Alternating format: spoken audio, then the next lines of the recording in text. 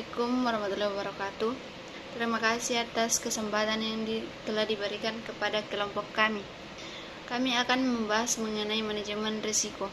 Sebelum itu, saya akan memperkenalkan anggota kelompok saya yang terdiri dari 4 orang, yaitu saya sendiri atas nama Sri Hardianti, Grafita Aronlangi, Adrian Syah Mahmud, dan Muhammad Syaul Fajar. Risiko. Menurut Wikipedia Bahasa Indonesia menyebutkan bahwa manajemen risiko adalah suatu pendekatan, struktur, atau metodologi dalam mengelola ketidakpastian yang berkaitan dengan ancaman.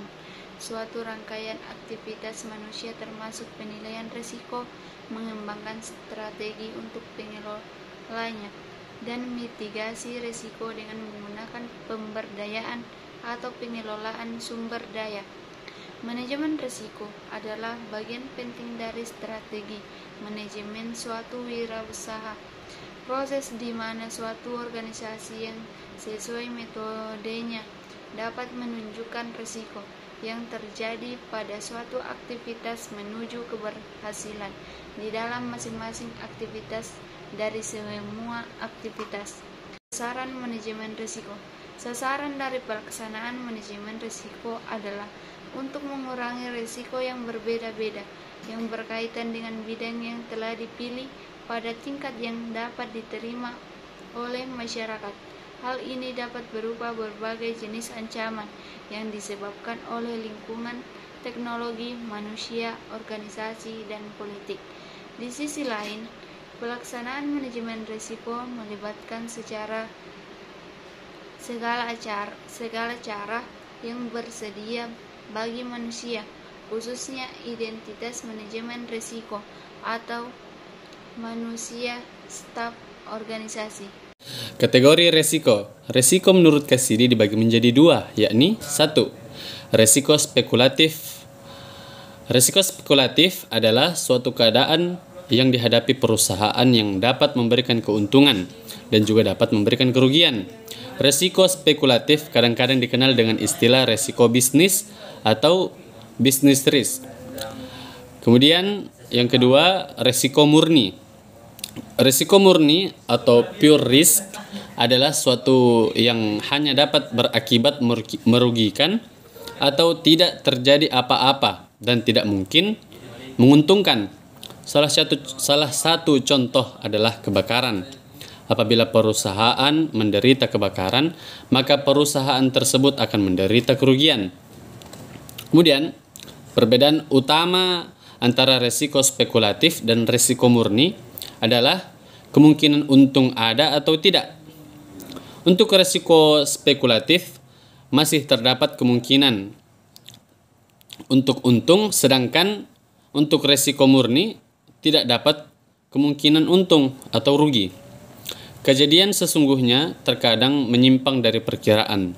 Artinya, ada kemungkinan penyimpangan yang menguntungkan maupun merugikan. Jika kedua kemungkinan itu ada, maka dikatakan resiko itu bersifat spekulatif. Sebaliknya, lawan dari resiko spekulatif adalah resiko murni, yaitu hanya ada kemungkinan kerugian dan tidak mempunyai kemungkinan keuntungan. Biaya yang ditimbulkan karena menanggung resiko atau ketidakpastian dapat dibagi sebagai berikut. 1. Biaya dari kerugian yang tidak diharapkan, dan yang terakhir, biaya dari ketidakpastian itu sendiri. Mengidentifikasi risiko. Mengidentifikasi risiko merupakan proses analisa untuk menemukan secara sistematis dan kesinambungan atas risiko dalam kurung kerugian yang potensial yang dihadapi perusahaan. Oleh karena itu, diperlukan case list untuk pendekatan yang sistematis dalam menentukan kerugian potensial. Menganalisis risiko. Setelah melakukan identifikasi risiko, maka tahap berikutnya adalah mengukur risiko dengan cara melihat seberapa besar potensi terjadinya kerusakan severity dan probabilitas terjadinya risiko tersebut. Penentuan probabilitas terjadinya suatu event sangatlah subjektif dan lebih berdasarnya nalar dalam pengalaman. Monitoring risiko dan evaluasi. Mengidentifikasi, menganalisis, dan merencanakan suatu risiko merupakan bagian penting dalam perencanaan suatu proyek. Namun, manajemen risiko tidaklah berhenti sampai di sini saja. Praktek, pengalaman, dan terjadinya kerugian akan membutuhkan suatu perubahan dalam perencana dan keputusan mengenai penanganan suatu risiko. Cara pengendalian risiko. Ada beberapa cara yang dapat ditempuh perbankan dalam mengatasi risiko ataupun mencegah terjadinya risiko yang sama ke depannya. Yang pertama, melakukan tata kelola risiko secara terpadu dengan pengimplementasian tanggung jawab dan kesesuaian kompetensi masing-masing pihak yang terkait, misalnya seperti Dewan Komisaris, Direksi, Risk, dan Capital Komite, unit Risk, manajemen, dan unit bisnis yang telah berinteraksi dan bersinergi secara optimal.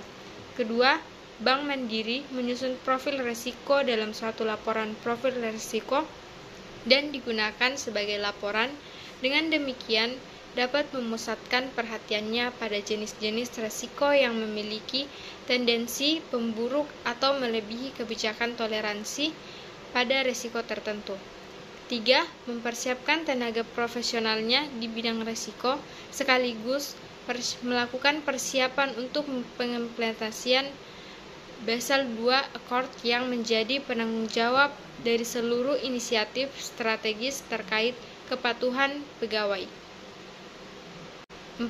Menetapkan kebijakan pengelolaan risiko likuiditas, misalnya dengan pemeliharaan cadangan likuiditas yang optimal, pengukuran dan penetapan limit risiko likuiditas, merancang analisis skenario, dan contingency plan, penetapan strategi pendanaan, dan mempertahankan kapasitas dana yang cukup di pasar.